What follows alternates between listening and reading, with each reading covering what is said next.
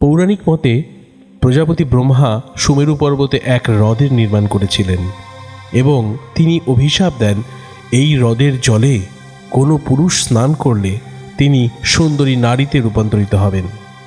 এরপরে ঋক্ষরাজ নামে এক দোর্দণ্ড প্রতাপ বানর রাজা সেই হ্রদে স্নান করেন এবং সুন্দরী নারীতে রূপান্তরিত হন।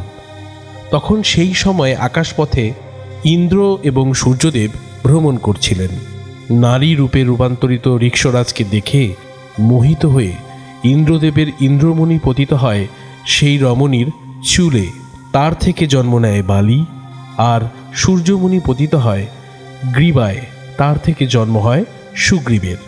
পরবর্তীকালে ব্রহ্মদেবের তপস্যা করে অভিশপ্ত জীবন থেকে মুক্তি পায় ঋক্ষরাজ এবং তার পরলোক গমনের আগে তিনি বালিকে রাজা হিসাবে ঘোষণা করেন।